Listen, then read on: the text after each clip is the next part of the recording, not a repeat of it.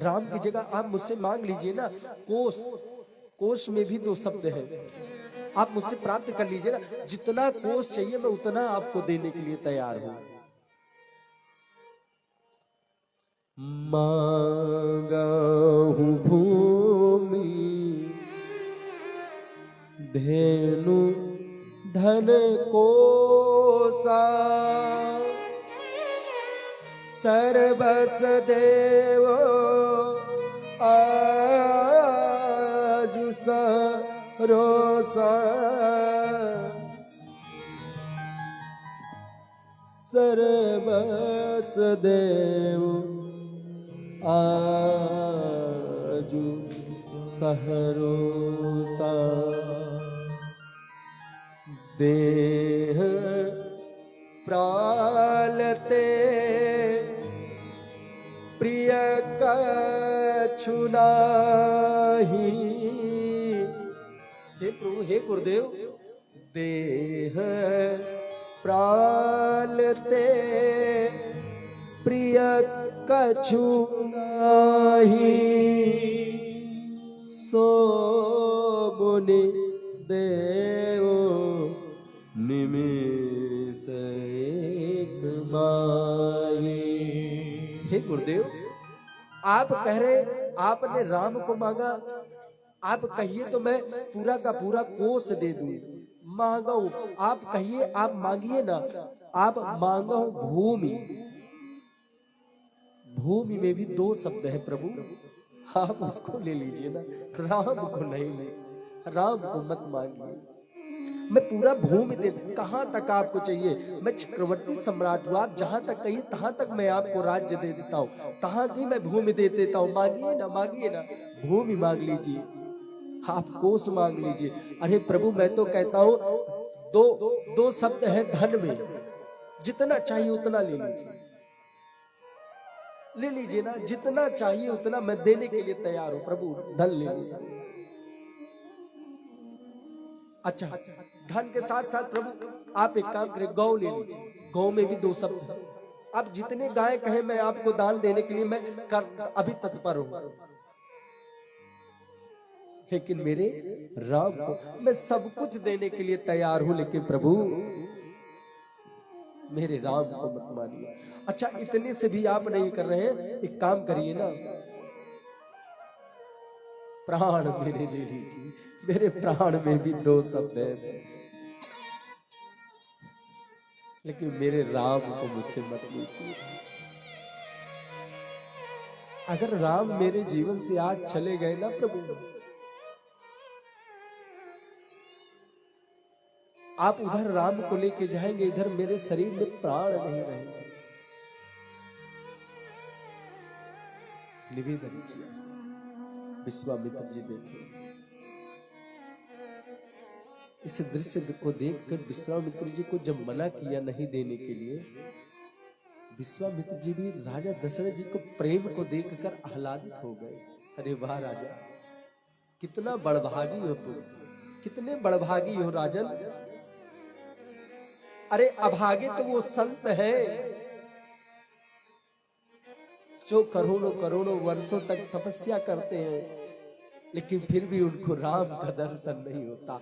अरे धन्य हो राजन, धन्य हो राजन, जो भगवान परमपिता परमेश्वर आपके आंगन में खेलता है। क्यों न खेले,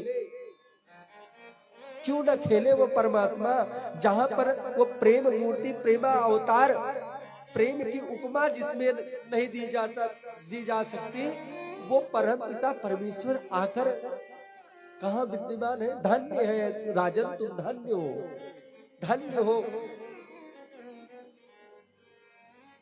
अरे धन्य वो मां,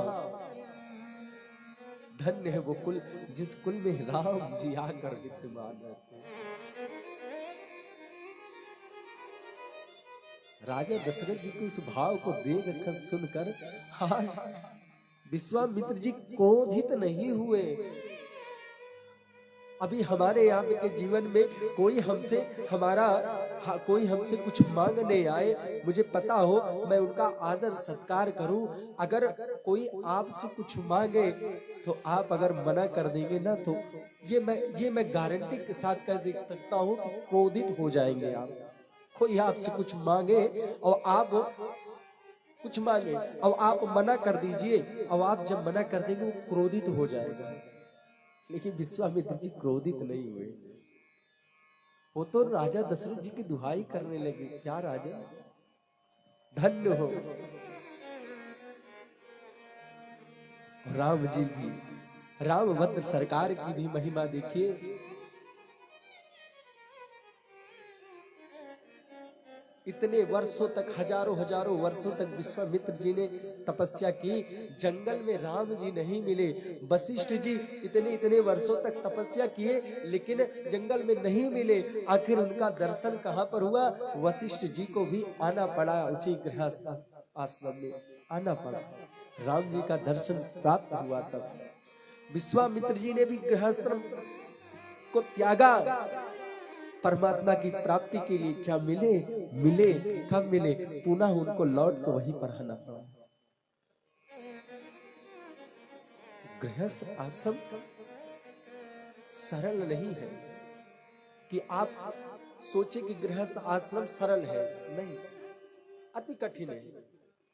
गृह कार्य नाना जंजाला, नाना प्रकार के जंजालों से घिरा, लेकिन उसके बाद भी गृहस्थ आश्रम में रहने वाले परमात्मा की प्राप्ति के लिए क्या क्या जतन करते हैं।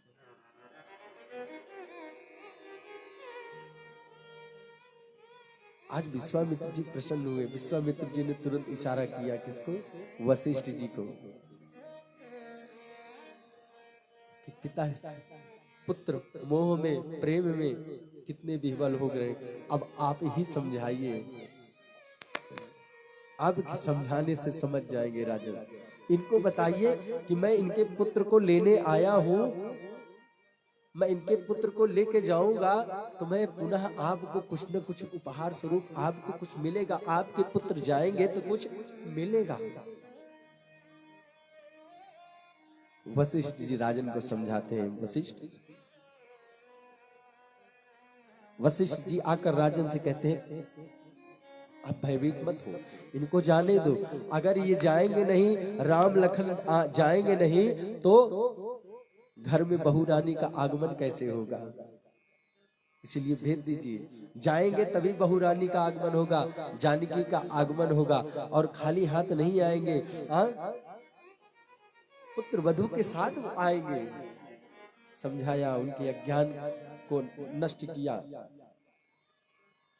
उसके बाद राजा दशरथ जी प्रेम से अति आदर दो तनय बुलाए, अति आदर दो तनय बुलाए, हृदय लाए भांति सिखाए,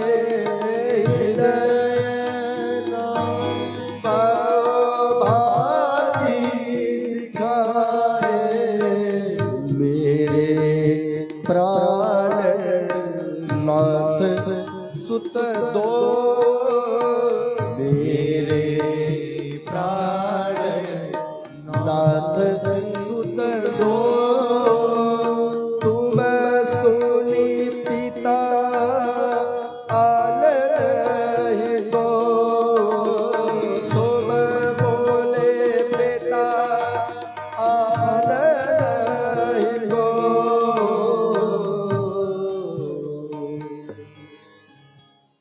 राजा दशरथ जी को जब वशिष्ठ जी ने समझाया, राजा दशरथ जी तुरंत बुलाया किसको?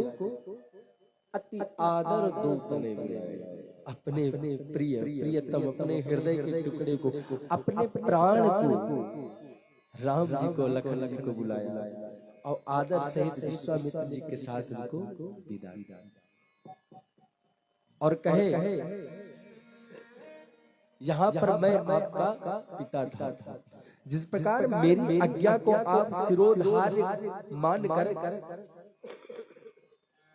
मानते थे, सिरोधार्य करते थे, उसी प्रकार मुनि की आज्ञा का पालन करना।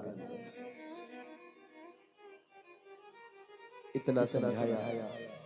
माता जी जाते हैं कौशल्या मैया से मिलते हैं। सभी मैया से मिलने के बाद विश्वामित्र जी के साथ चले।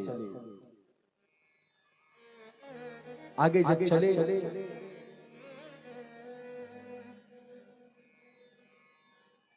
उधर रास्ते में पहुंचते हैं, उसी समय एक भयानक आवाज आती है। इतनी भयानक आवाज आती है, डरावनी आवाज आती है, भयानक आवाज आने लगी। जंगल के पास जब समीप गए, भयानक आवाज आने लगी। जब बक्सर की तरफ बढ़े, जहां विश्वामित्र जी यज्ञ अनुष्ठान करते थे, उधर जब बढ़े, भयानक आवाज आने लगी। प्रभु पूछते हैं प्रभु कि गुरुदेव ये आवाज कैसी? तब उन्होंने बताया कि यहाँ पर एक से विशालकाय राक्षस रहते हैं। राजन आप घबराइएगा नहीं। राम जी बोले प्रभु अगर मुझे घबराना ही होता तो मैं आपके साथ आता। विश्वामित्र जी ये जान रहे हैं कि ये परमात्मा है, लेकिन अभी भी उनके मन में संशय है। वह संशय कब दूर होगा? जब प्रभु अपने पराक्रम का प्रदर्शन करेंगे तब। आगे जैसे जाते हैं, आगे जाते समय एक ताड़का नाम की राक्षसी थी। विशाल का एकदम स्वरूप बनाकर आई। कहां पर? रामभद्र सरकार के सामने। अपने एक से एक अनेक प्रकार के रूप बदल के सामने आती। राम जी ने पूछा गुरुदेव क्या है आज्ञा आपकी? ये कौन है? तुरंत वशिष्ठ विश्वामित्र जी ने कहा रामभद्र यही वो राक्षसी है, विलंब नहीं करना है, इसको तुरंत सीताराम कर दो। राम जी ने पूछा इस बला को तो मैं पहली बार देख रहा हूं। विश्वामित्र जी ने आदेश दिया, उनसे आज्ञा लिया। क्यों आज्ञा लिया? ये नीति कहती है कि यदि आपके साथ में आपके अंदर कितना भी पुरुषार्थ व्याप्त हो, कितना भी पुरुषार्थ हो, लेकिन आपके साथ में कोई श्रेष्ठ है, कोई श्रेष्ठ व्यक्ति उस समय विद्यमान है, उपस्थित है, तो उस श्रेष्ठ व्यक्ति की आज्ञा लीजिए। आज रामभद्र सरकार उनके अंदर सब कुछ था, लेकिन फिर भी विश्वामित्र जी की आज्ञा लिए। तब तुरंत क्या किया? अरे एक ही बाण प्राण हरि लीधा, दीन जानते ही निज पद दीन्हा। एक ही बाण प्राण हरि लीधा, दीन जानते ही निज पद दीन्हा। दीन जानते निज पद दीन्हा। तुरंत रामभद्र सरकार ने अपने धनुष में बाण का अनुसंधान किया और एक ही बाण में उस ताड़का का वध कर दिया। बोलिए ताड़का उद्धारक भगवान की जय। इतना देखा, देखते ही विश्वामित्र जी एकदम प्रसन्न हो गए। अब उनको जो आधा था विश्वास, आधा था कि ये परमात्मा है कि भी नहीं, सुनी सुनाई बात पर और प्रत्यक्ष देखने में अंतर बोले। लेकिन अब जब देख लिया कि एक ही बाण निकाला और तुरंत ताड़का का वध कर दिया, आज विश्वामित्र जी विश्वास आ गया उनका, करे यही परमात्मा है, यही प्रभु है। आगे चलते हैं, भगवान के साथ आगे चले और इस दृश्य को देखकर विश्वामित्र जी प्रसन्न हो गए। अब प्रसन्न होकर तुरंत उन्होंने वरदान दिया। कौन सा वरदान दिया? कि आप अब रास्ते में चल रहे हैं, जंगल में चल रहे हैं, आप राजकुमार हैं, राजघराने में सारे प्रकार के ऐश्वर्य वैभव आपको प्राप्त थे, लेकिन इस जंगल में आपको कुछ ऐश्वर्य प्राप्त होने वाला नहीं है, और ना ही आपको वैभव यहाँ पर मिलेगा, आपको ना ही यहाँ पर राजघराने की दासियां मिलेंगे, दास मिलेंगे, ना ही यहाँ पर आपको पंखा झलने वाला मिलेगा। विश्वामित्र जी ने तुरंत वरदान दे दिया कि आपको कभी न प्यास लगे और ना आपको भूख लगे। वरदान दे दिया, विश्वामित्र जी प्रसन्न हो गए।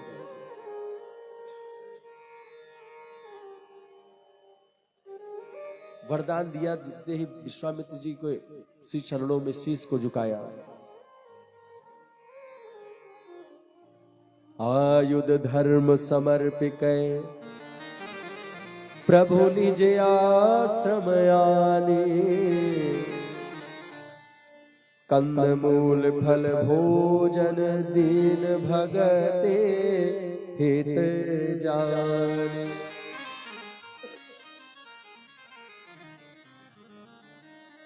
गुरु होते ही ऐसे, कैसे? गुरु अपने शिष्य को हमेशा निपुण बनाते रहते हैं, अपने शिष्य को अवगुणों को हरण करते हैं। क्यों? डांटते हैं, फटकारते हैं। इससे क्या होता है? उनका शिष्य जब बड़ा होगा, अगर वो शिष्य पक्का होगा, तब गुरु की डांट फटकार से उसके अंदर के जो अवगुण है वो दूर हो जाएंगे, और तब वो कहीं पर भी जाएगा, उसके ऊपर किसी भी प्रकार की उंगली उठने वाली नहीं है। विश्वामित्र जी आज उसी प्रकार क्या कर रहे हैं? आज रामभद्र सरकार को इतनी बड़ी संपदा होने के बाद भी आज भगवान परमपिता परमेश्वर जो है उसको विश्वामित्र जी दे रहे हैं। क्या? कि आपको न भूख लगे न प्यास लगे, ऐसा वरदान दिया। सिरोधार करके आए, कहां? धनुष बाण सब लेकर आए आश्रम में, वहां पर विश्राम किया। अनेक प्रकार के साधु संतों के साथ में जो कंदमूल इत्यादि था उन सब का पान किया। कंदमूल फल भोजन दीन भगत हित जान, भोजन प्रेम प्रसाद ग्रहण किए और रात्रि विश्राम किए। अब रात्रि विश्राम किए, एकदम सुबह प्रातः काल हुआ। प्रातः काल होते हुए नित्य क्रिया करने के बाद, संध्या वंदन करने के बाद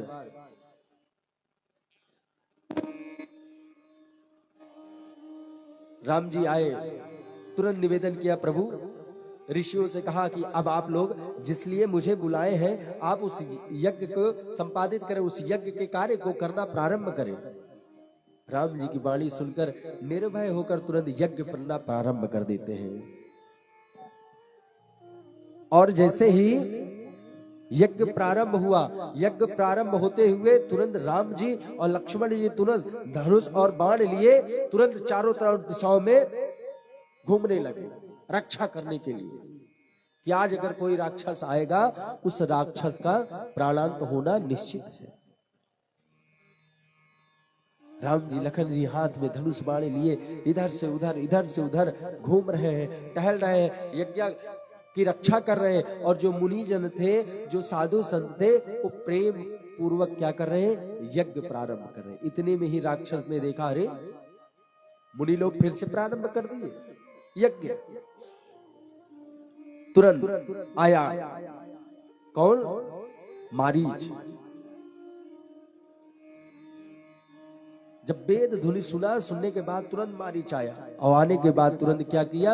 आसमान में जैसे देखा, देखते ही तुरंत राम जी ने पहचान लिया, ओ आ गए, अब इनका कल्याण करना ही पड़ेगा।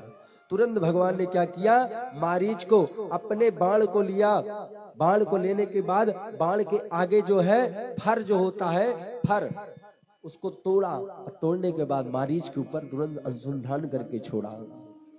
अरे सुन मारीच निशाचर क्रोही, लय सहाय धावा मुनि द्रोही। बिन फरमान राम तेहि मारा, सत जो जन गा सागर पारा। सुन जो जन गा सागर पारा, सत जो जन गा सागर पारा। तुरंत भगवान ने पद कमल परागा, रस अनुरागा, मम मन मधुप करे पाना। मन रूपी जो मेरा मधुप है, मधुप मतलब मन रूपी जो भौरा है, वह भौरा जो है क्या करता है, आपके पुष्प रूपी, आपके चरण से पुष्प रूपी पराग को ग्रहण करके आनंदित हो रहा है। ऐसे मुझे क्या बात। जेहि पद सुर सरिता, परम पुनीता, प्रगट भई शिव शीस धरे। सोई पद पंकज जेहि पूजत अज मम, सिर धर्यो कृपालु हरे। एहि भांति सिधारी गौतम नारी, बार बार हरि चरण परे। जो अति मन भावा, सो बरु पावा, गए पति लोक आनंद भरे। अहिल्या मैया कहती है, जे ही पद सुर सरिता, शब्द में देखिए, जेहि पद सुर सरिता, परम पुनीता, प्रगट भई शिव शीस धरी। अरे मैं सुर सरिता मतलब मैं उस गंगा मैया की मैं कितनी भाग्य की सराहना करूं, जो आपके चरण से निकली है। कहां से? चरण से निकली, और निकलने के बाद वो गंगा मैया आपके चरणोदक को, ब्रह्मा जी भी पूछते हैं आपके चरणोदक को, वही शंकर भगवान क्या किए, गंगा मैया को आपके चरण से निकलने के कारण उन्हीं गंगा मैया को मैं सिर पे अपने स्थान दिया, अपने जटाओं में स्थान दिया। जे पद सुर सरिता परम पुनीता, वो गंगा मैया भी परम पुनीत हो गई। क्यों? क्योंकि आपके श्री चरणों से निकली है, इसीलिए शंकर भगवान अपने कहाँ रखे हैं, सर पे रखे हैं। और जेहि पद सोई पद पंकज, जेहि पूजत अजय मम, सिर धर्यो कृपाल हरि। एहि भांति सिधारे गौतम नारे, बार बार हरि चरण परे। जो अति मन भावा, सो बरु पावा, गए पति लोक आनंद भरे। बोली श्री रामभद्र सरकार की जय। और भगवान की चरण कमल की वंदना की। धन्य है गंगा मैया जो आपके चरणों से निकली है, शंकर भगवान की जटा में जाकर विद्यमान हुई। ब्रह्मा जी जिसे पूजते हैं, सब पूजते हैं, अनेक प्रकार से वंदना करके अहिल्या मैया क्या गई, अपने कहाँ गई, गए पति लोक आनंद, अपने पति लोक को प्राप्त हुई। और वहां जाने के बाद ही श्री तुलसीदास जी कहते हैं क्या, अस प्रभु दीन बंधु हरि, कारण रहित दयाल। तुलसीदास 60 तेहि भजु, छाड़ी कपट जंजाल। अस प्रभु, तुलसीदास जी क्या कहते हैं, अस प्रभु। कैसे प्रभु? अस प्रभु मतलब जिस प्रकार हमारे प्रभु रामभद्र सरकार विश्वामित्र जी के बताने पर, विश्वामित्र जी के आदेश पर उन्होंने क्या किया, श्री अहिल्या मैया के शिला पे अपने चरण रच को रखा। ध्यान देने वाली बात है। रामभद्र सरकार क्या कहते हैं कि मैंने अपनी प्रभुता नहीं मैंने दिखाई, मैंने तो अपने गुरुदेव की प्रभुता दिखाने के लिए मैंने गुरुदेव के आदेश का पालन किया। क्या आदेश का पालन किया? गुरुदेव ने आदेश दिया क्या, चरण कमल रज चाहती, कृपा करहु रघुवीर। हे रघुवीर आप कृपा करिए, गुरुदेव के आदेश को सिरोधार करके तब भगवान ने किया। इसका अभिप्राय क्या है? प्रभु तुलसीदास जी कहते हैं ऐसे प्रभु जो खुद की बड़ाई न लेकर अपने गुरुदेव को आगे कर दे रहे, अपने गुरुदेव की बड़ाई कर दे रहे कि मैंने अपने गुरुदेव के कहने पर ये किया।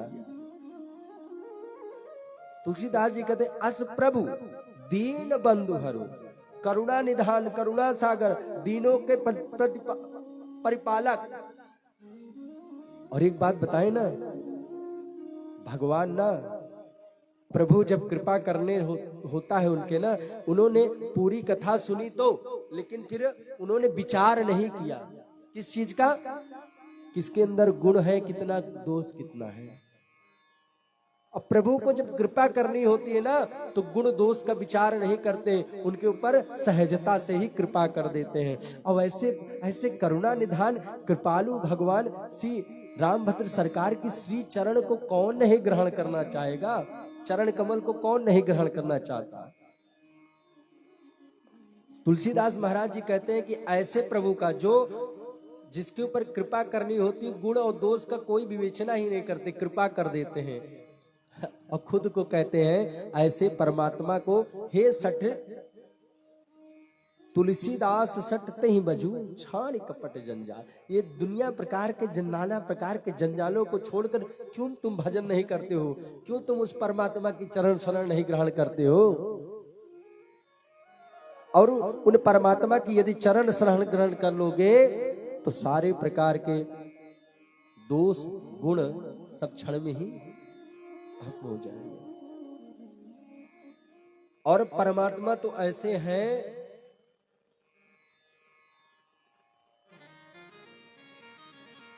कि न गुण देखते हैं न दोष देखते हैं, कृपा प्रदान कर देते हैं।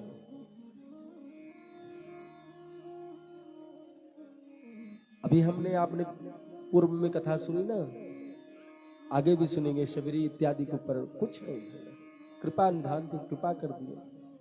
ऐसे अहिल्या जी के गुण दोष की विवेचना नहीं की, बस वो तो विश्वामित्र जी के कहने पर, गुरुदेव के कहने पर तुरंत उन्होंने क्या कर दिया? कृपा प्रदान कर दी। और जब ऐसे परमात्मा है तो इन परमात्मा की चरण शरण हम आप क्यों ना ग्रहण करें? हाँ, सांसारिक व्यवहार निभाया जाए, उसमें कोई किसी भी प्रकार का रोक नहीं है, लेकिन उस व्यवहार में भी परमात्मा की छाया हो, उस व्यवहार में भी परमात्मा को आगे करके चले, तभी परमात्मा की कृपा होगी। हर में कृपा देखिए परमात्मा की। और इस जीवन काल में यदि आपके पास उन परम पिता परमेश्वर, ऐसे परम पिता परमेश्वर की यदि चरण शरण नहीं ग्रहण कर सकते हैं कि मानव तन प्राप्त करने के बाद व्यर्था है, बेकार है। एक संत बड़ा सुंदर भजन गाते हैं, क्या? अरे भजले प्राणी रे अभिमानी, 2 दिन की जिंदगानी वृथा क्यों भटक रहा है, वृथा क्यों भटक रहा है। प्राणी रे अभिमानी, 2 दिन की जिंदगानी वृथा क्यों भटक रहा है, वृथा क्यों भटक रहा है। झूठी काया झूठी माया, झूठी काया झूठी माया, चक्कर में क्यों आया, जगत में भटक रहा है, जगत में भटक रहा है। प्राणी रे अभिमानी, 2 दिन की जिंदगानी वृथा क्यों भटक रहा है, वृथा क्यों भटक रहा है।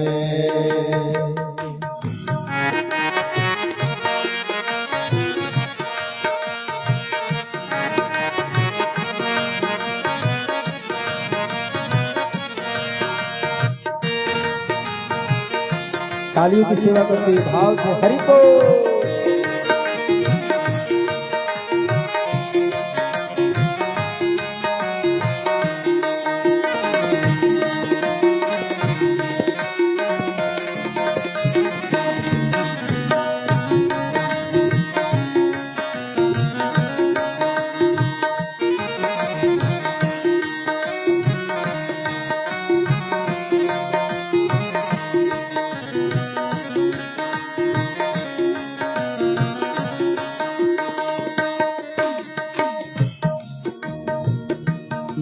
तन मिला है तुझे, खो क्यों रहा है प्यारे खेल में।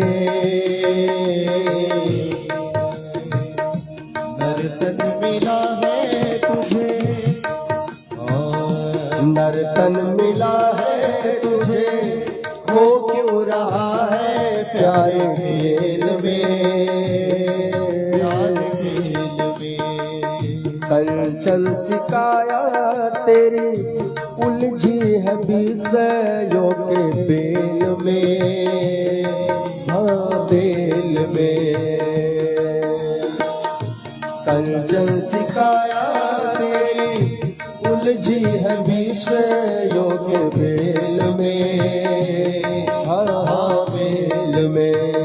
सुख और दारा वैभव सारा, सुख और दारा वैभव सारा, कुछ भी नहीं है तुम्हारा। व्यथा क्यों भटक रहा है, व्यथा क्यों भटक रहा है।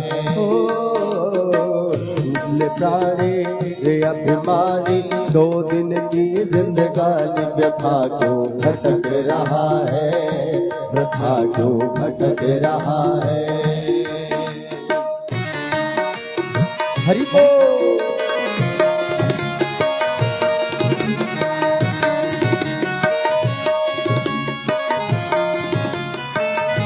ताली की सेवा करते भाव से।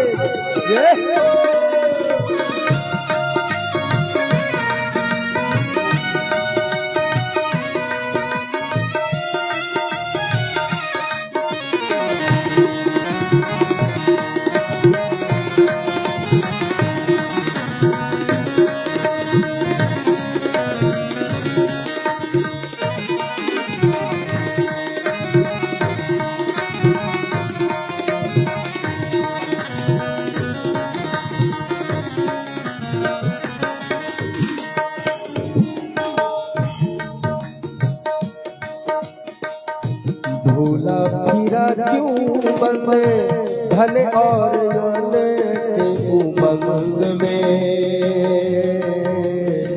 भूला फिरा क्यों बंदे धन यौवन के उमंग में। भूला फिरा क्यों बंदे धन यौवन के उमंग में। माता पिता और बंधु, माता पिता और बंधु, चले न कोई तेरे संग में। माता पिता और बंधु, चले न कोई तेरे संग में। मैं और तेरा तू और तेरा, मैं और मेरा तू और तेरा, है माया का बेड़ा। व्यथा को भटक रहा है, व्यथा को भटक रहा है। मैं और मेरा तू और तेरा, मैं और मेरा तू और तेरा, है माया का फेरा। व्यथा को भटक रहा है, व्यथा को भटक रहा है। सजले प्राणी रे अभिमानी, अजले प्राणी रे अभिमानी, 2 दिन की जिंदगानी। व्यथा क्यों भटक रहा है, व्यथा क्यों भटक रहा है। हरि बोल।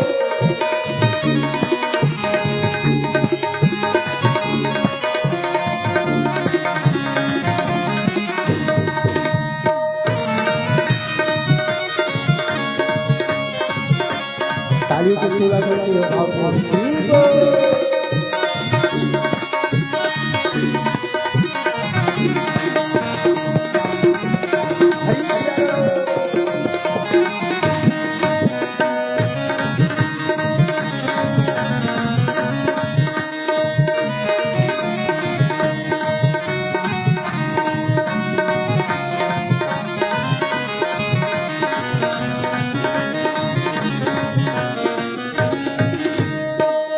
योनिया अनेक भूमि, योनिया अनेक भूमि, प्रभु की कृपा से नर्तन पाया है।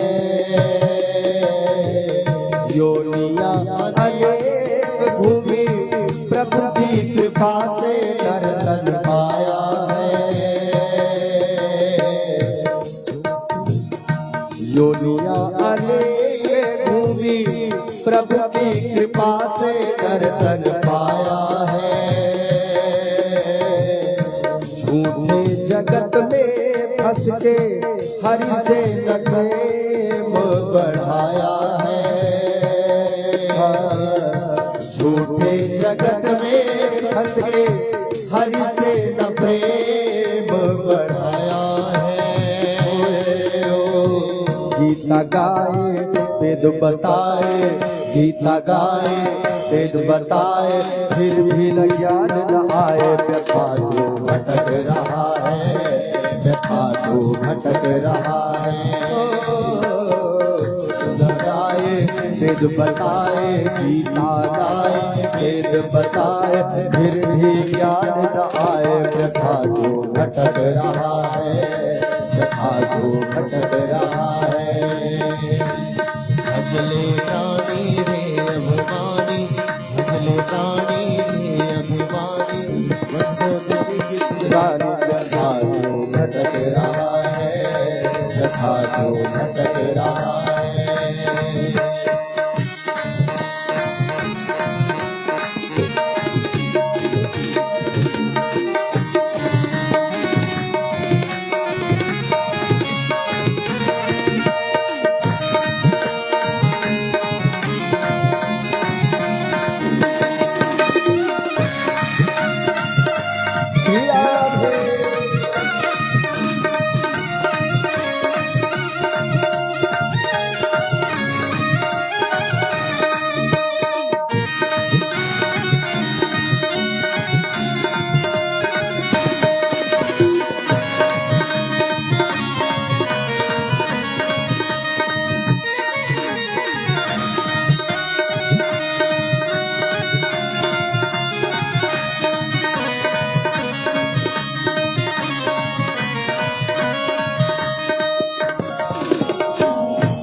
चंचल गुमानी मन अब तो जन्म को सवार ले। चंचल कुमारी मन अब तो जन्म को सुधार ले। चंचल कुमारी मन अब तो जन्म को सुधार ले। फिर ना मिले तुझे अवसर, फिर ना मिले तुझे अवसर, ऐसा बारंबार विचार ले। फिर ना मिले ऐसा अवसर बारंबार विचार ले। रे अज्ञानी तज नादानी, रे अज्ञानी तज नादानी, हज के सारंग पारी। व्यथा तो भटक रहा है, व्यथा तो भटक रहा है। भजले प्राणी रे अभिमानी, भजले प्राणी रे अभिमानी, दो दिन की गाना। व्यथा तो भटक रहा है, व्यथा तो भटक रहा है।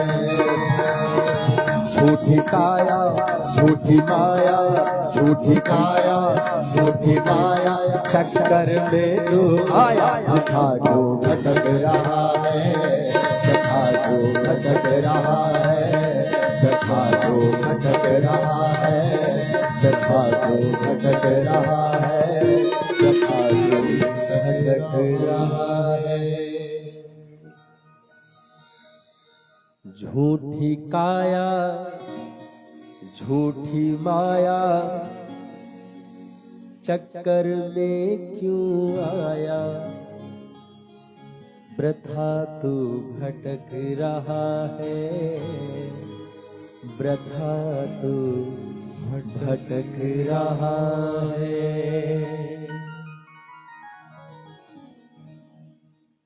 संत कहते हैं, इस माया रूपी संसार में माया को ग्रहण करिए। माया से कोई दूर नहीं रह सकता, माया कोई नहीं दूर रह सकता। लेकिन माया के इस बाजार में उन मायापति सरकार मायापति को छोड़ने की चेष्टा ना करे। बिना माया के कोई नहीं बचा। अगर मैं कहूं कि मैं माया से छोड़ो, माया केवल हम आप केवल धनी को समझते हैं, केवल धन को ना, ये सत्य है। धन भी माया है और सब भी माया है। ये संसार जो उपाक्रम देख रहे हैं ये सब माया है। माया का अर्थ जानते, मैं मां माने है या माने नहीं। जो नहीं है उसी को परमात्मा दिखला दे, वही क्या है? माया। जब हम आप माँ के गर्भ में आते हैं, 9 महीने तक रहते हैं, तो अनेक प्रकार की यातनाएं सहते हैं। अनेक प्रकार के जीव जंतु माँ के गर्भ में काटते हैं। तब व्यक्ति निवेदन करता है कि मुझे इस गर्भ से बाहर करें, मैं जाते ही परमात्मा आपके श्री चरणों का दास बन जाऊंगा। लेकिन क्या होता है? आते ही तुरंत छोड़ देता है। बच्चा, जो बच्चा छोटा सा बालक होता है, वो आते ही क्या बोलता है? कुछ बोलता है ना? हाँ, जोर से बोला करिए आप लोग। ऐसे इशारा, हम इशारा वाले पंडित जी हैं नहीं, हम इशारा नहीं समझते हैं। कुछ लोग तो इशारों में बात हो जाती है, बिन मुलाकात के मुलाकात हो जाती है, और हम यहाँ सर पकड़ के बैठे हैं, कौन सी बात और मुलाकात हो जाती है हमको पता ही नहीं। बोली सीताराम जी महाराज की। बताइए, बच्चा जब बालक आता है, गर्भ से बाहर आता है, प्रसूति वायु का वेग से जब बाहर आता, बच्चा क्या बोलता है? एक दीदी हमरे इतना बड़ा जीव निकाल के ऐसे बताओ,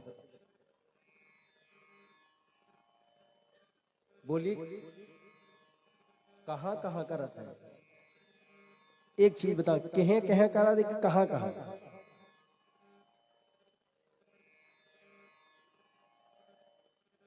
ये तनी जनी है, गर्भ कहा था म्या म्या करत है।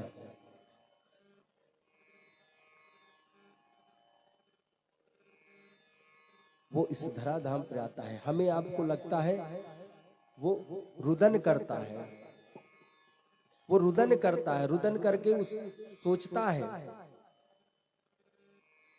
कि मैं अभी तक तो मेरे सामने कौन थे? परमात्मा थे।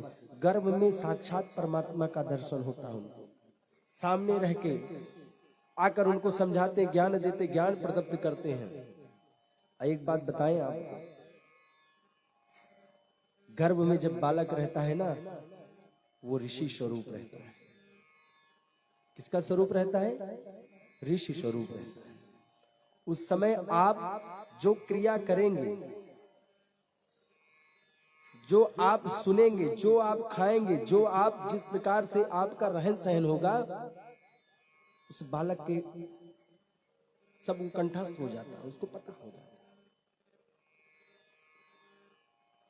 सोच रहे हैं महाराज जी ये क्यों बता रहे हैं? क्योंकि वहीं से ही प्रारंभ होता है ना। क्या पहला संस्कार कहां से प्राप्त होता है? मां के गर्भ से। अभिमन्यु के बारे में आप हमने सब जानते हैं ना, ऐसा कोई नहीं है कि जो ना जानता हो। अच्छा, कौन कौन जानता है अभिमन्यु जी के बारे में? कोई नहीं जानता, 2 जन। और पुरुष वर्ग में केवल 2, 3, 4, 5, 6। उमेश भैया, अभिमन्यु जी सब जान, यही तो बात है, जानते तो सब है। जितने लोग यहाँ बैठे सब जानते हैं कि राम जी ने क्या किया, लेकिन मानते कितने लोग हैं? यही जानना बड़ी बात नहीं, मानना बड़ी बात है। सब जानते हैं कि गर्भ में आता है बालक तो हमें सत्कर्म करना चाहिए, लेकिन यहाँ कितने लोग करते हैं? कितने लोगों ने किया? अगर सत्कर्म किए होते तो यहाँ पर पीछे जगह खाली नहीं हुई होती। अगर सत्कर्म किए होते तो आज इस मंदिर का जीर्णोद्धार होने में आज 500 साल लग गया, ये 500 साल ना लगा होता। सत्कर्म तो मैं उन्हें कहता हूं जो उन माताओं के श्री चरणों में वंदना करनी चाहिए जिन माताओं के गर्भ से अवतरित होकर प्रहलाद स्वरूप इस ग्राम सभा के जो हमारे नवयुवक कमेटी है उनके लिए एक बार जोरदार तालियां। सत्कर्म इसे कहते हैं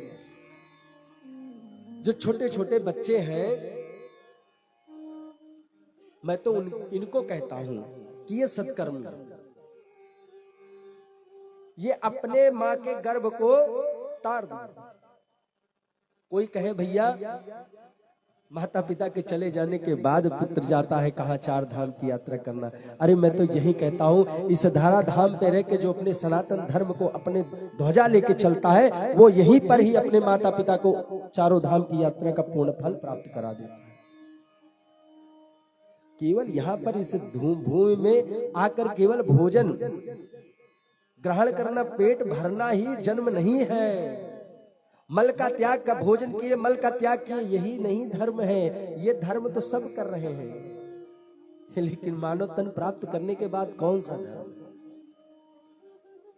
सब जानते हैं।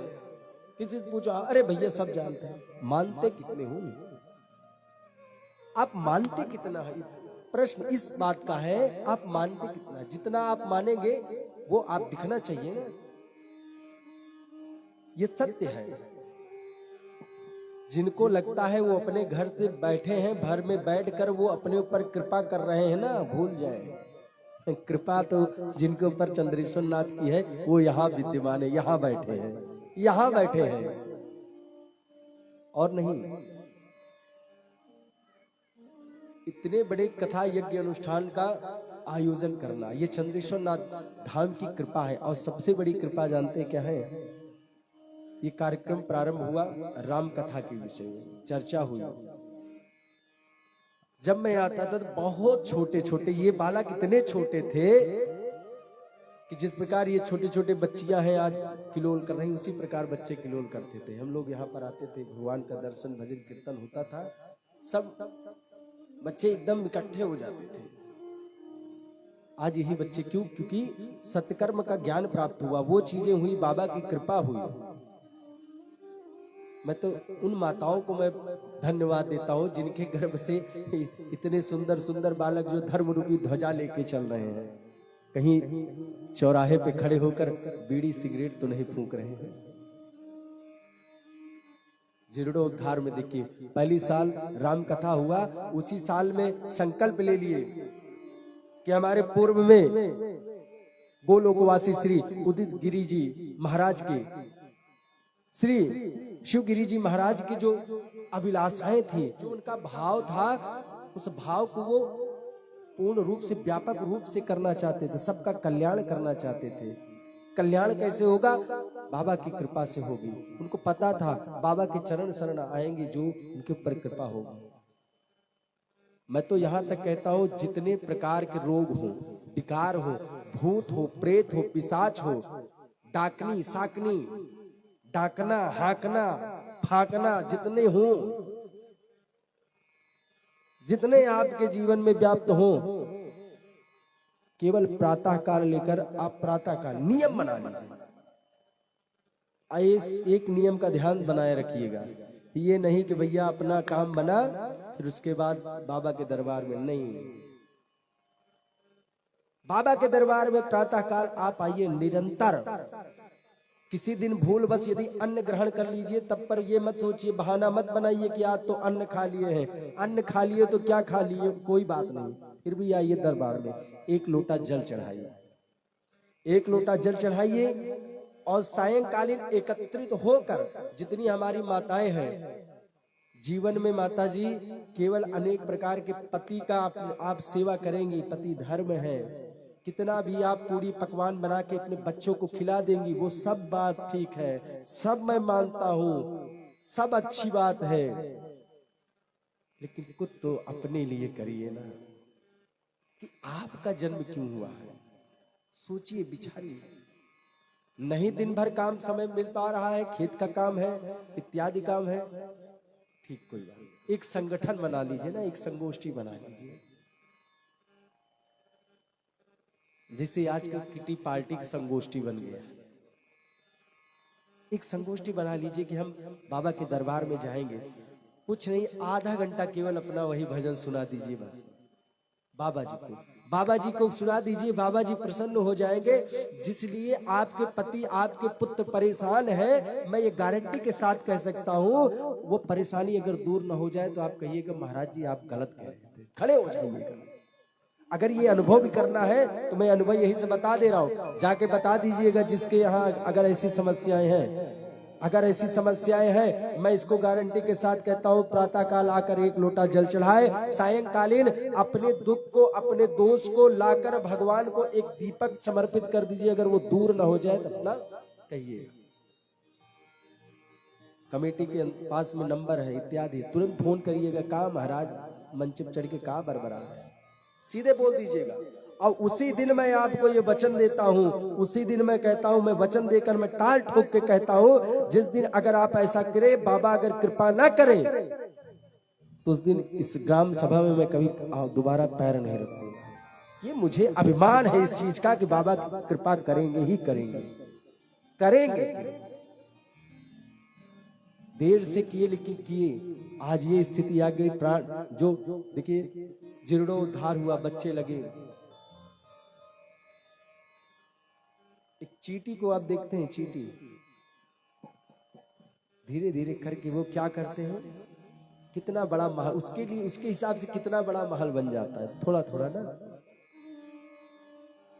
तो थोड़ा थोड़ा ही ना। कौन कह रहे हैं आदर्श भैया, कौन कह रहे हैं कि नहीं आप हमको 50,000 ही दीजिए तभी काम बनेगा। 5 रुपए है आपके, 5 रुपए निकालिए। सुबह से लेके शाम तक पुत्र आपके पति देव गुटखा खा के, पान खा के थूक देंगे। 50 रुपए, 5 रुपए आप अगर मंदिर को उसमें सहयोग देंगे, अरे हमें आपको तो शर्म आनी चाहिए। धर्म धर्म कहते हैं, और धर्म का जब कार्य का आगे बात आता है तब सीताराम जी कर लेते हैं। नहीं, हमको तो पता चला कि सोचिए जीर्णोद्धार में कौन कैसे कहां से क्या, ये नहीं मुझे पता, लेकिन मुझे ये पता है जो मेरे बाबा के दरबार में आके सहयोग करेगा, उससे ज्यादा पुनीत व्यक्ति, उससे ज्यादा सत्कर्मी व्यक्ति कोई हो नहीं सकता। ये बाबा की कृपा से इतना बड़ा वो हुआ। पता चला बीपी तिवारी जी के द्वारा काफी सहयोग, उनका ऐसा सहयोग, और वो भी सहयोग अपने सामर्थ्य से नहीं कि वो बाबा के दरबार में आए, बाबा ने आदेश दिया, बाबा ने उनको उस लायक किया तब वो आकर किए। आप भी करके देखिए भगवान क्या। हम कहते हैं कि एक बीपी तिवारी नहीं, इसी गांव में पता नहीं कितनी बीपी तिवारी के 10 गुना आप बाबा की कृपा हो जाएगी, आप हो जाएंगे।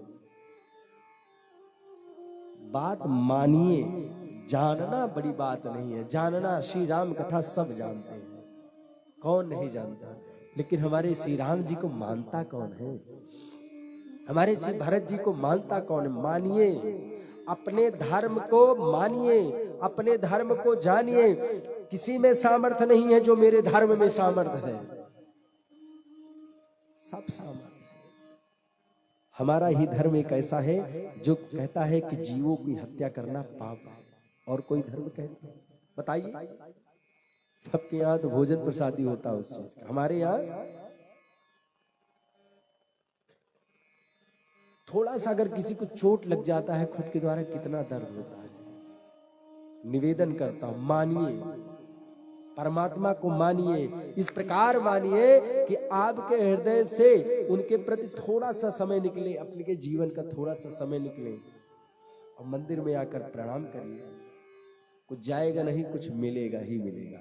कहीं आप किसी ओझा सोखा के पास मत जाइए, कहीं मत जाइए।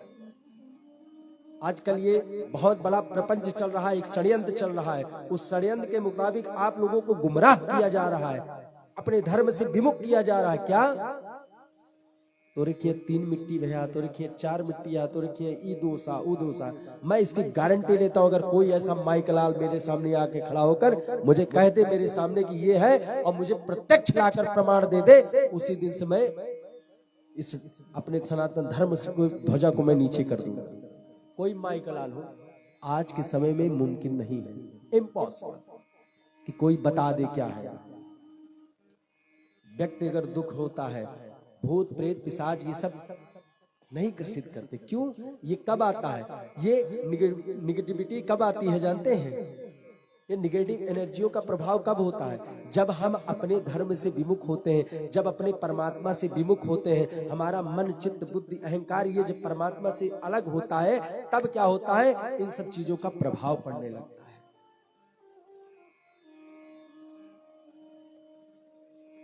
आजकल ये बहुत चल रहा है, भैया हम रखिए या नहीं, कुछ नहीं, श्री राम जी कृपा।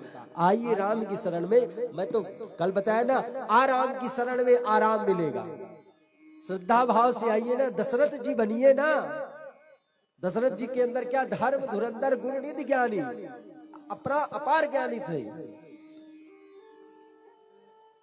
जिस समय किसी को पुत्र संतान की प्राप्ति में परमात्मा की कृपा हुई, आए ना, साक्षात बन के आए। आप भी उसी प्रकार इस कलयुग में भी पॉसिबल है, पॉसिबल है, सब कुछ पॉसिबल है। लेकिन हम लोग खुद ही अपने आप को क्या बना दिए? मन में ही सोच के नहीं मानिए। परमात्मा की कृपा मानेंगे, परमात्मा की कृपा होगी ही होगी। और किसी प्रकार के चक्कर में मत पड़िएगा। कोई आपको बताए कि भूत है प्रेत है, ये नहीं। बाबा है, बाबा जिसके स्वामी है उसका क्या, काल भी उसका क्या करे। जो भक्त है महाकाल का। हम लोग तो जय घोष करते हैं, एक बात सभी लोग बोले, जय बोलो महाकाल की, चिंता नहीं बवाल की। इसको बात याद रखे रहिए, किसी प्रकार की चिंता नहीं है। महाकाल सरकार का जय बोलेंगे, किसी प्रकार का चिंता आने वाला नहीं है। आजकल पूतना रोग बहुत प्रचलित है।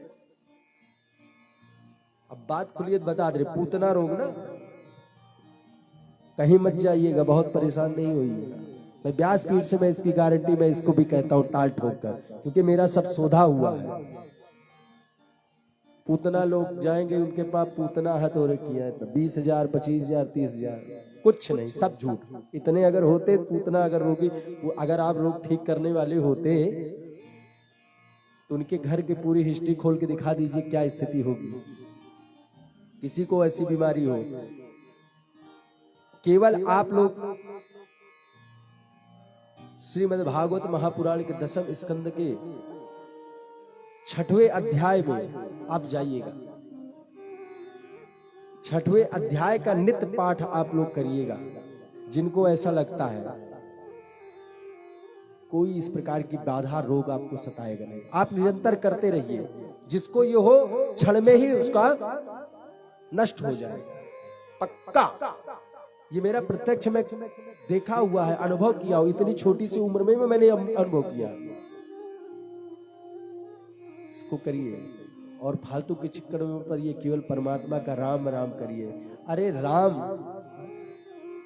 ये राम का नाम ऐसा है, इसी राम के नाम के प्रभाव से भगवान शंकर काशी विश्वनाथ महाराज काशी में मरने वाले को कहा मोक्ष प्रदान कर देते हैं। आप राम की महत्ता को नहीं समझते हैं। गोस्वामी तुलसीदास जी ऐसे व्यक्तियों को खुद को गाली देते हैं, खुद को कहते हैं, तुलसीदास सठते ही भजू छोड़ कपट जंजाल।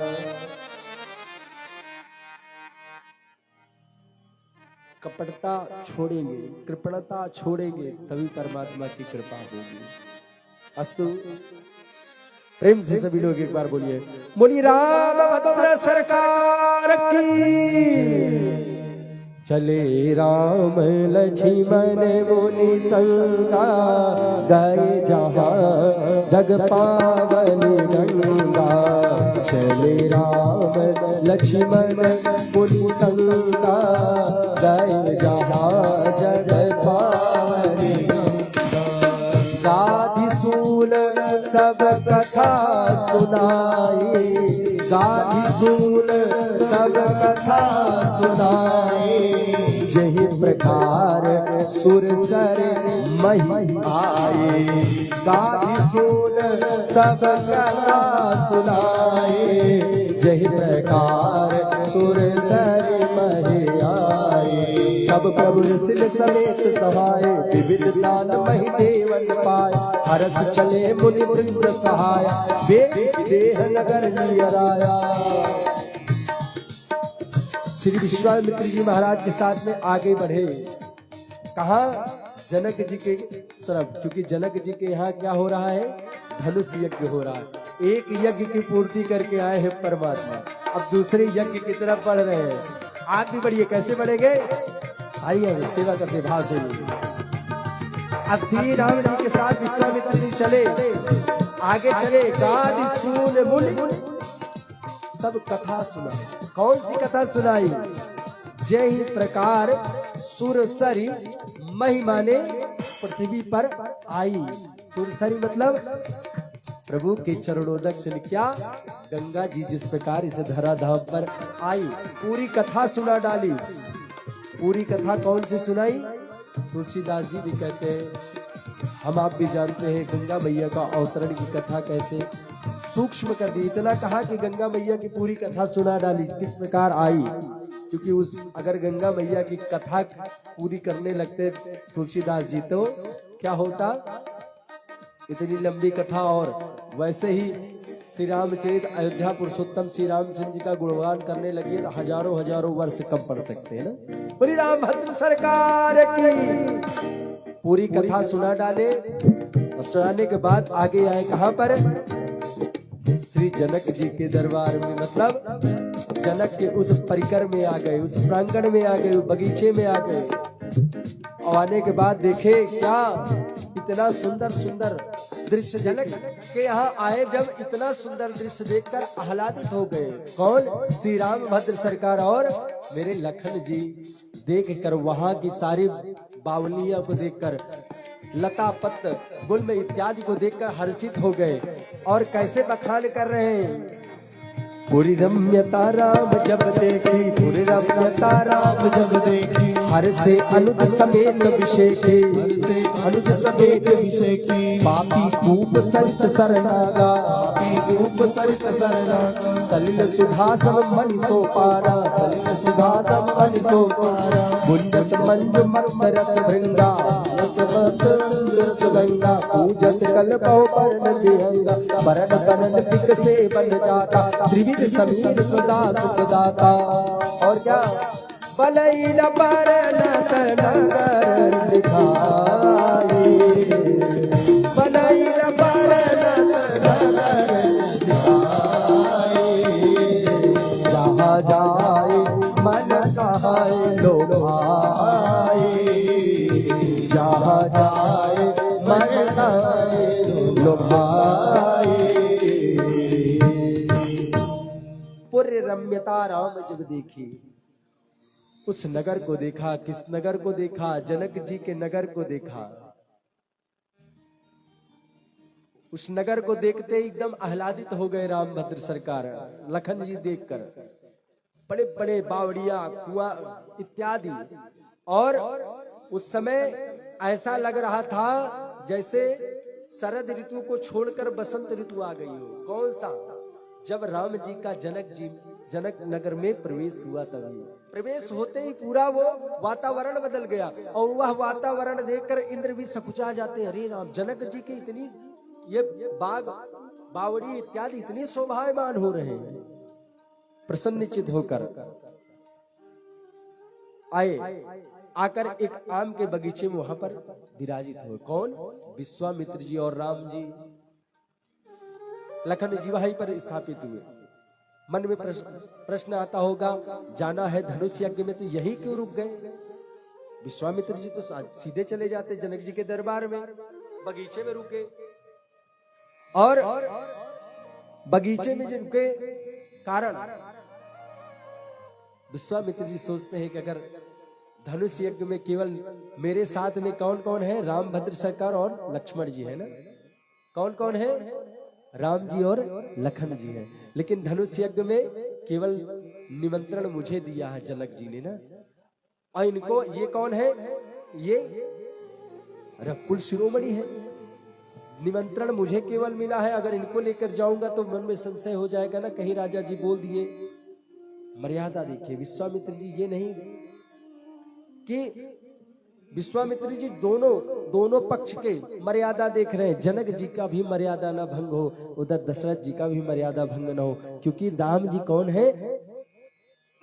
चक्रवर्ती सम्राट दशरथ के पुत्र हैं, राजकुमार हैं। इनको बिना निमंत्रण के लेके जाऊंगा जनक के दरबार में तो वो राजा दशरथ की शोभा, राजा दशरथ का मान वैभव सब घट जाएगा और जनक जी की भी क्या होगी? हानि होगी। किस प्रकार की मान हानि होगी कि राजा जी आप किसको लेकर आए, इतनी बड़ी व्यक्ति बिना निमंत्रण के, इसलिए नहीं ले गए। विश्वामित्र जी आए। इधर विश्वामित्र जी जनक जी के द्वारे पहुंचे। जनक जी को सूचना पहुंची कि हमारे दरवाजे पे कौन आ गया है?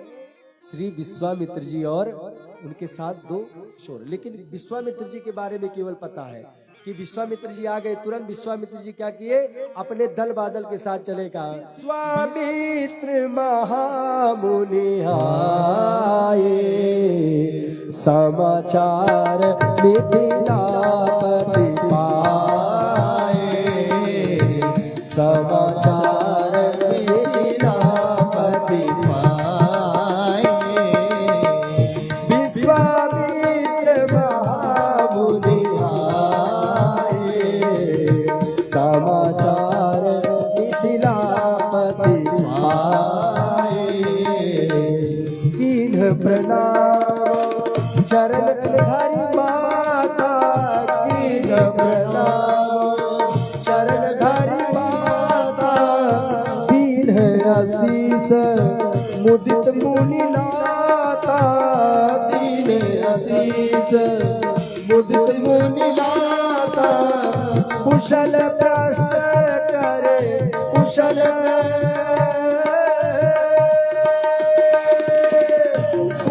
प्रश्न करे बारहि बारा। विश्वामित्र निपय भारा, विश्वामित्र निपय भारा। विश्वामित्र निपय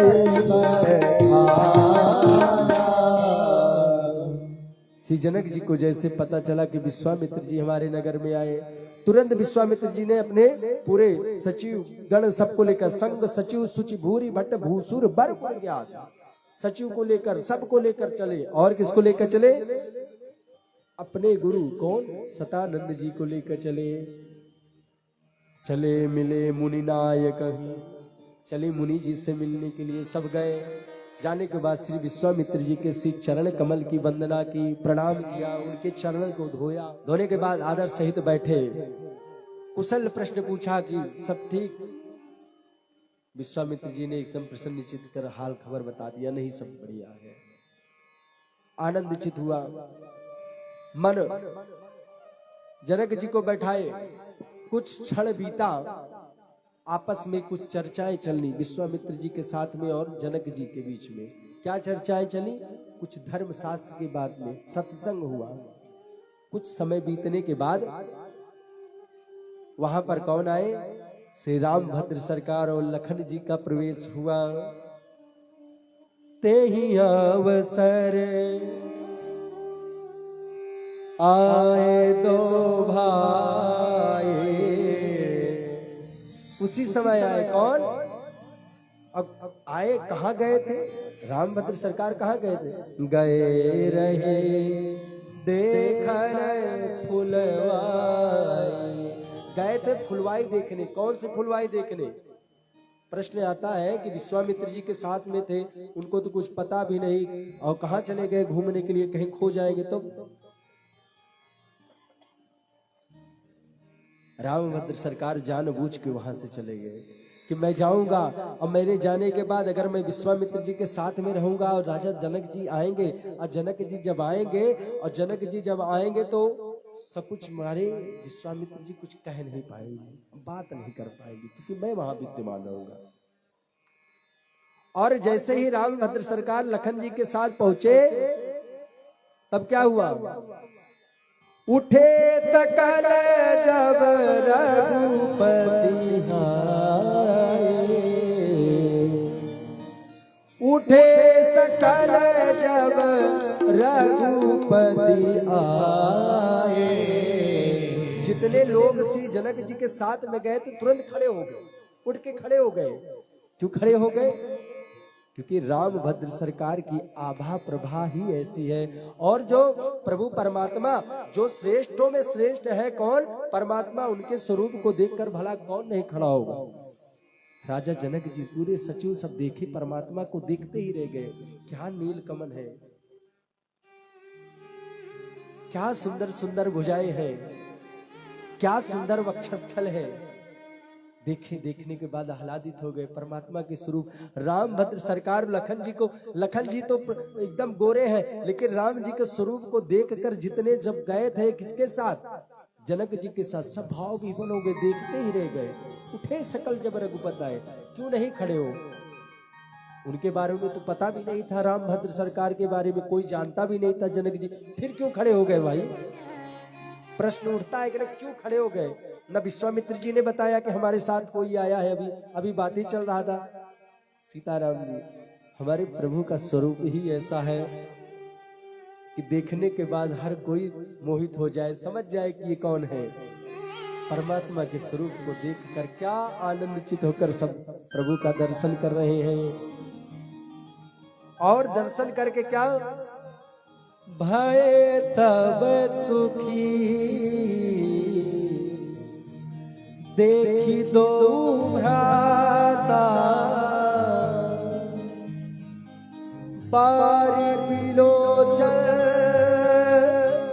पुलकित गाना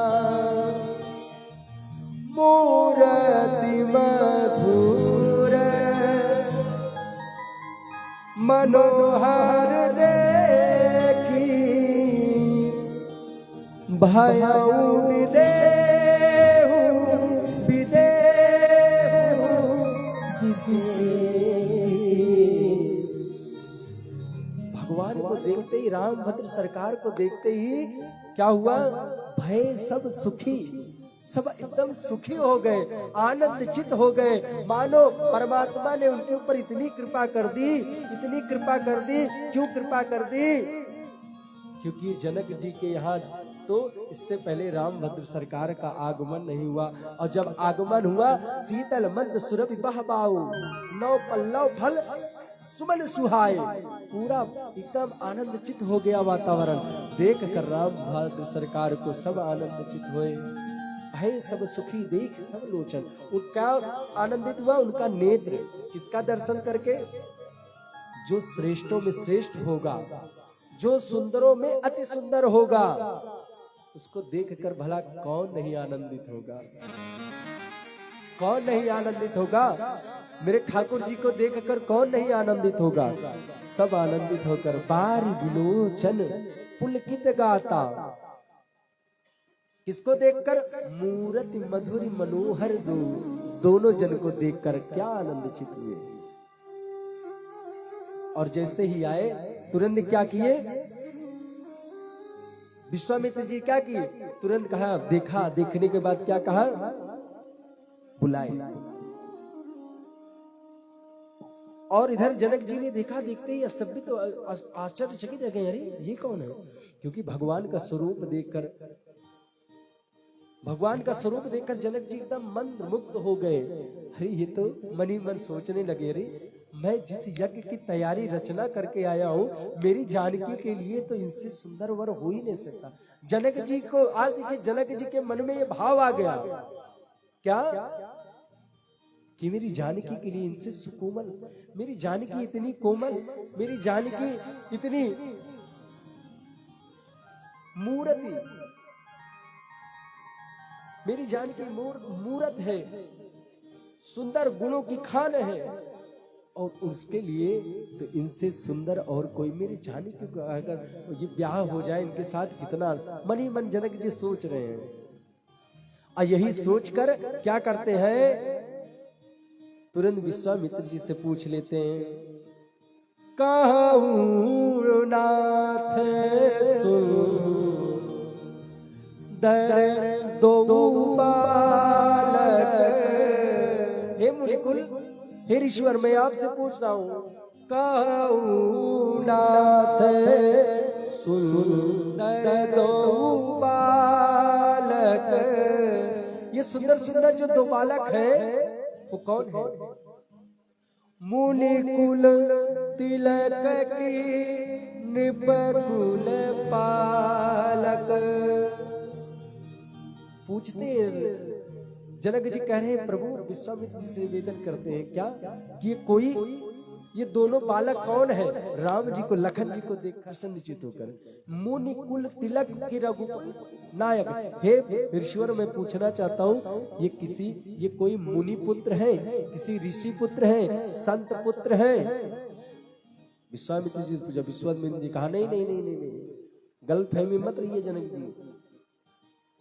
जनक जी पहले ही सोच चुके हैं कि हमारी सुकुमारी सिया सुकुमारी जी के लिए इनसे सुंदर वर और कोई हो नहीं सकता, इसीलिए कंफर्म कर रहे हैं। क्योंकि यज्ञ की रचना अभी की है, अभी मैंने घोषणा नहीं की है। मैं उस जो मेरे मन में घोषणा करने का मैं घोषणा ही नहीं करूंगा, बिना घोषणा की अपनी जानकी का विवाह कर दूंगा इनके साथ। जनक जी ये सोच रहे हैं, अगर ये क्या कंफर्म कर रहे, लेकिन कह रहे कंफर्म कर ले कि मैं जैसा सोच रहा हूँ ये कौन है। मेरे मन में संशय है, कहीं ये मुनि कुल तो नहीं है, ऋषि पुत्र तो नहीं है। अगर ऋषि पुत्र होंगे तब कहाँ? इसीलिए मुनि कुल तिलक की नृपकुल पालक।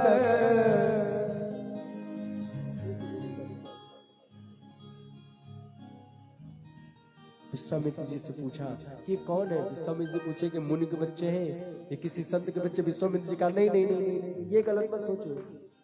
तो बोले अच्छा, तब सोचे नृपकुल पालक। जब विश्वामित्र जी ने कहा हाँ ये कौन है? ये नृपकुल पालक है, ये राजा के पुत्र है। ये कौन है? राजा के पुत्र है। जैसे सुना जनक जी एकदम प्रसन्न हो गए। बस बात बन गई सीताराम जी की कृपा से। पूरा परिचय फिर विश्वामित्र जी बताते हैं कौन है ये चक्रवर्ती दशरथ के पुत्र। कौन? अरे रघुकुल मन दशरथ के जाए, रघुकुल दशरथ के जाए। हे मम हित लाग नरेश पठाए, मन दशरथ के जाए, रघुकुल मन दशरथ के जाए। मम हित लाग नरेश पठाए, सुंदर श्याम गौर दो भ्राता, सुंदर श्याम गौर दो भ्राता। आनंद हूँ के आनंद दाता, आनंद हूँ के आनंद दाता। और इतना जब विश्वामित्र जी ने परिचय दिया कि ये कौन है? रघुकुल मन दशरथ के जाए, ये रघुकुल की जो चक्रवर्ती सम्राट है राजा दशरथ जी के पुत्र है। ये मेरे हित के मम हित लाग नरेश पठाए, मेरे नेह से स्नेह से इनको मेरे साथ पठाया। इतना देखा बताया सुंदर श्याम गौर दो भ्राता, आनंद हो के आनंद दाता। ऐसे परमात्मा को देखकर आनंदित हो गए और मन में विचार करके जनक जी ने उनको निमंत्रण दिया। बोले समझ गए, जान गए कि ये राजा चक्रवर्ती सम्राट के पुत्र है और ये विश्वामित्र जी बाग में है, ये ठीक नहीं है। जनक जी ने तुरंत सभी गणों को आदेश दिया, सचिवों को आदेश दिया कि इनको ले चल के सुंदर राजमहल में ले जाकर वहां पर इनको स्थान दीजिए, वहां पर रहे। क्योंकि ये सुंदर सुंदर जो दो बालक हैं, इनके नेत्र इतने चकोर, इनके नेत्र इतने प्यारे हैं, इनके अंग इतने शिथिल हैं, प्यारे हैं, कोमल हैं। ये बाग में अगर कोई बाग, कोई पंखुड़ी, कोई पत्ती अगर आकर इनके शरीर को स्पर्श कर ले जाएगी तो इनको तलवार की भांति चोट का महसूस होगा। इसीलिए नहीं, इनको तुरंत ले चलिए। जनक जी ने आदेश दिया और सब जनक जी ने कहाँ गए? आदेश दे दिया सचिवों को, इनको लेकर आइए वहां पर। और जनक जी ने प्रणाम करके क्या किए? अपने राज दरबार में गए। क्या? मुनि पतल सैनाई पद से मुनि पतल सैनाई पद से चले उलवाए नगर अवधेश, चले उलवाए नगर अवधेश।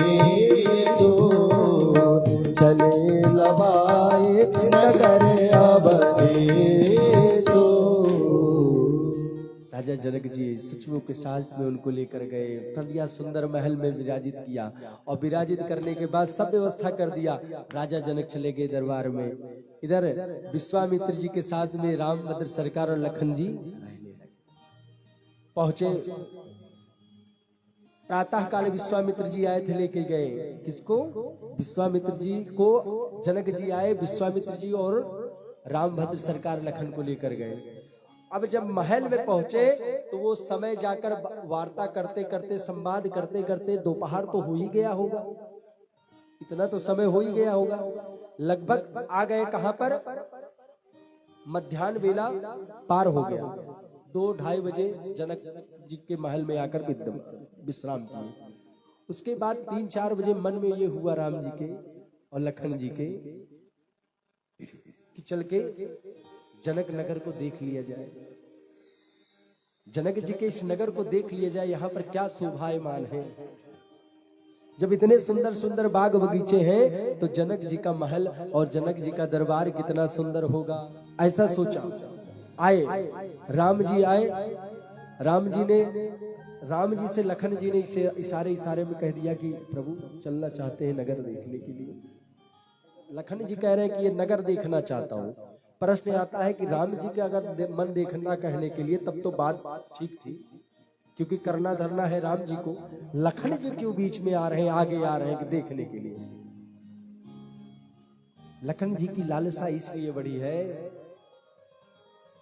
लखन जी सोच रहे हैं कि मेरा तो जन्म यह सुफल उसी दिन हो गया था जब मैं अवध में जन्म लिया, और अवध में जन्म लेते हुए मेरे स्वामी के रूप में रामभद्र सरकार हुए और राम जी के श्री चरणों का मैं दास बना। उनका तो मैं नित्य दर्शन करता रहता हूँ, उनको अपने नेत्रों से भरकर देखता रहता हूँ, लेकिन मैं अपनी मैया जगदम्बा का मैंने दर्शन नहीं दिया।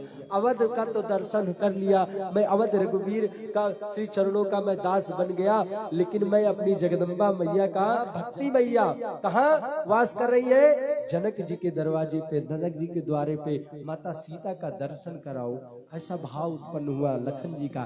इसीलिए कहा, और रामभद्र सरकार का जब ऐसा कहा, राम जी ने बहाने से क्या कह दिया? गुरु जी से आदेश लेने के लिए, लखन हृदय लसा विशेष जाई जनकपुर आई देखी, प्रभु भय बहुरी मुनि सकुचाही, प्रगट न काई मन ही मुस्काही।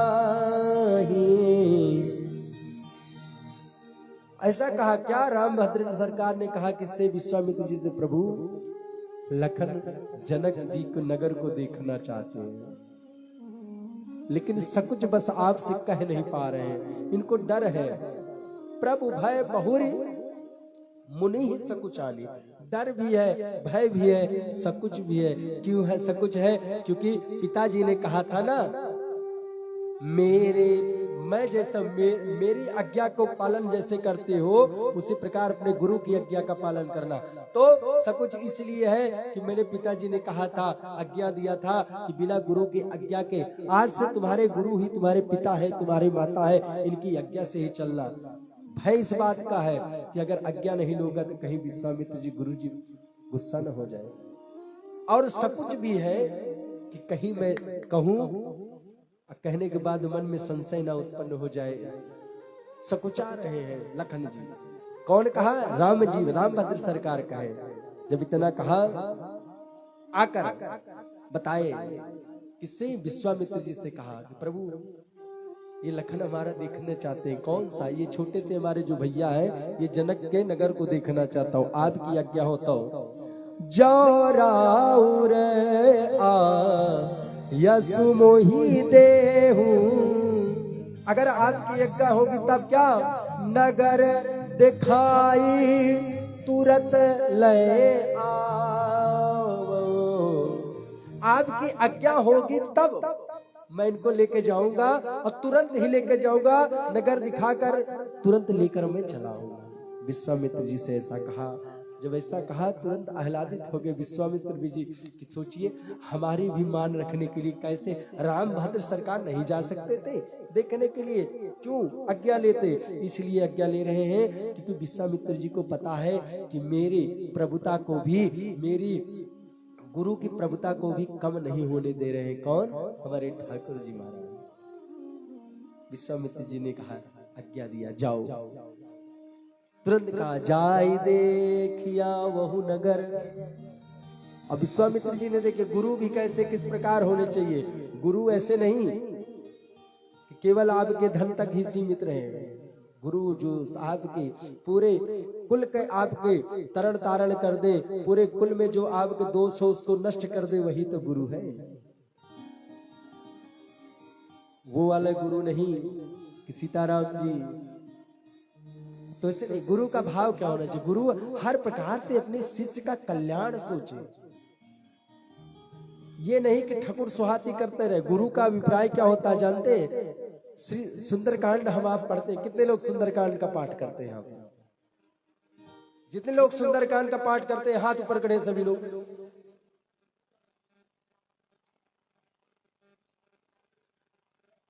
क्या बात है, इतने बाबा जी देखिए इतने उम्र के हैं फिर भी दोनों हाथ ऊपर किए। सुंदरकांड के पाठ में आपने देखा होगा कि गुरु किस प्रकार बनाए जाते हैं।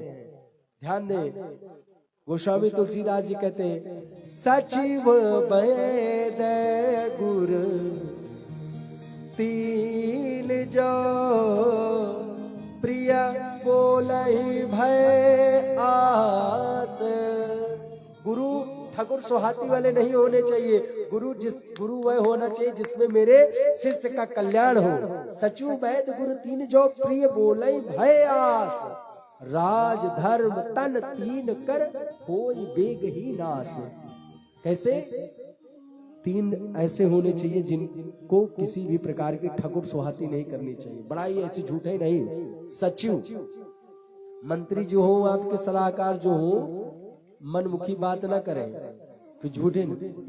जैसे मनमुखी बात हो नहीं, प्रधान बहन नहीं, अरे प्रधान जी, अरे प्रधान जी सीताराम चढ़ा दे ना। मंत्री जो हो, जो आपका सलाहकार हो, वो आपके हितैषी इस प्रकार हो। किस प्रकार?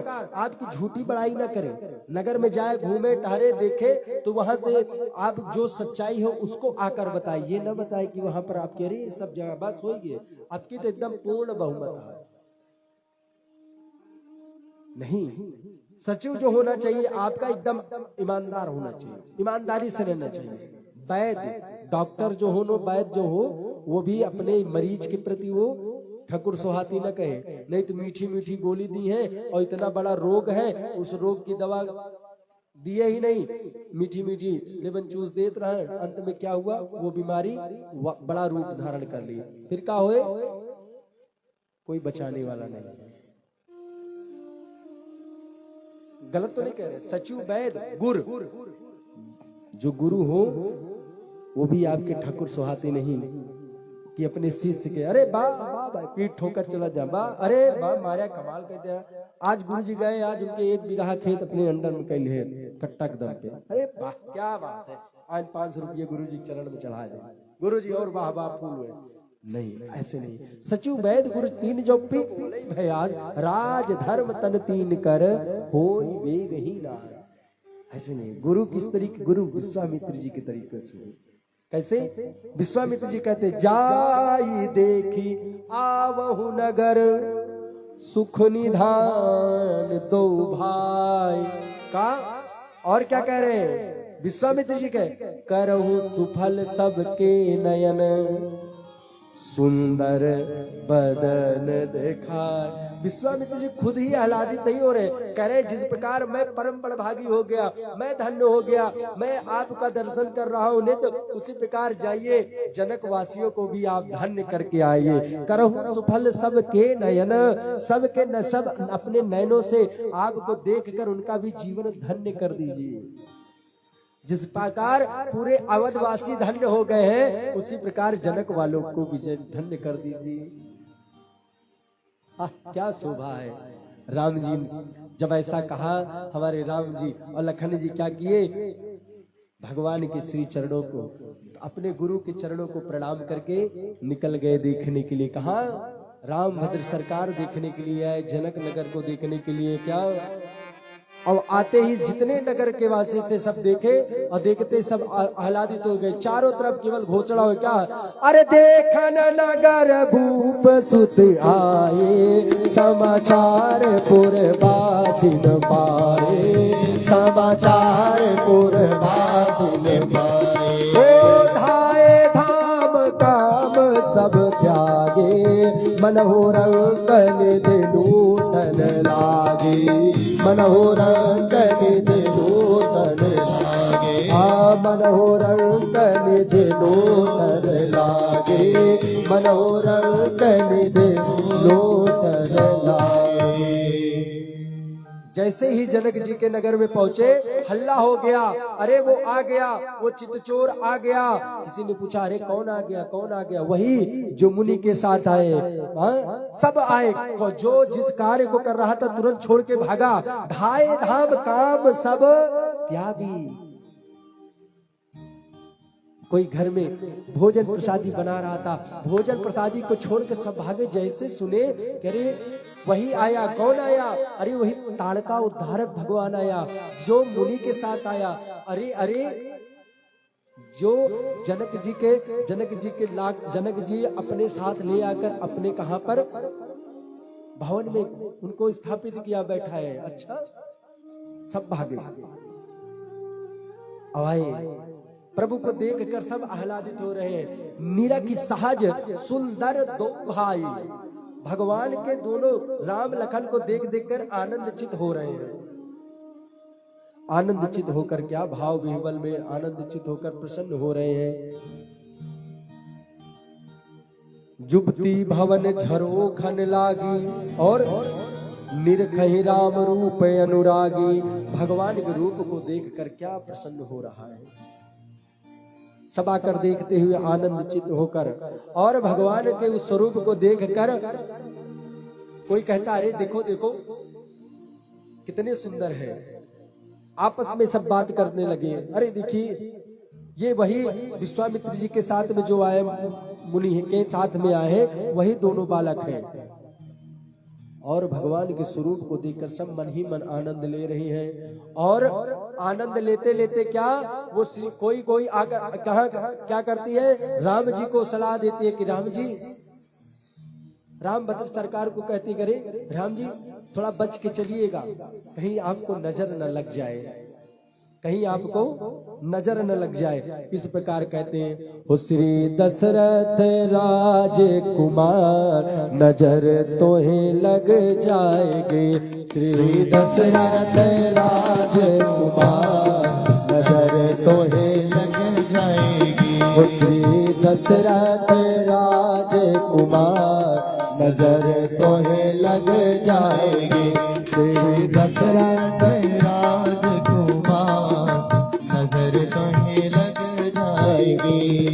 नजर तोहे लग जाएगी, नजर तोहे लग जाएगी।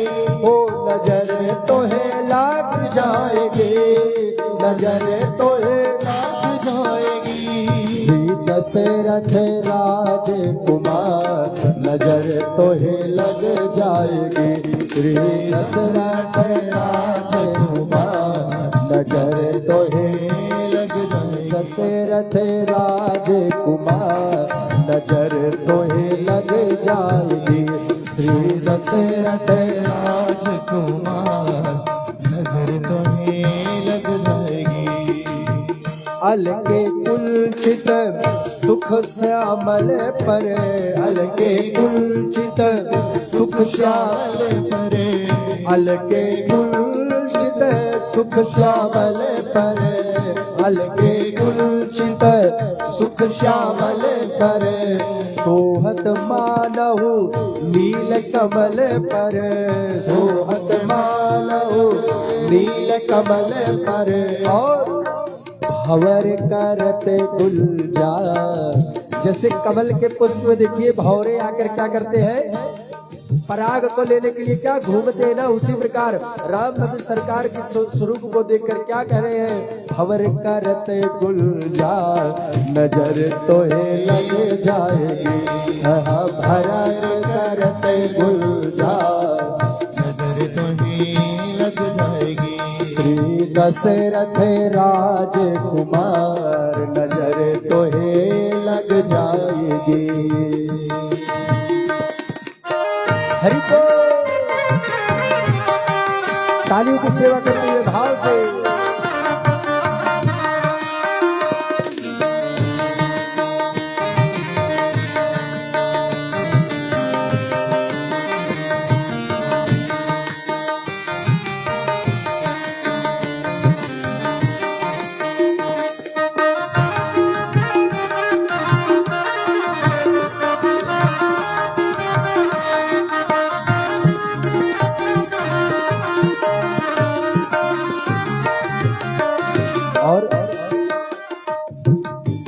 पीत मुकुट सुंदर सिर सोए, पीत मुकुट सुंदर सिर सोहे, पीत मुकुट सुंदर सिर सोए, पीत मुकुट सुंदर सिर सोहे, श्रवण कुंडल मुनि मन मोहे, श्रवण कुंडल मुनि मन मोहे। हिया हिरन की हार, मैं हिरन की हार नजर तो लग जाएगी, अरे हिया मैं हिरन की हार नजर तो लग जाएगी। श्री दशरथ राजकुमार नजर तो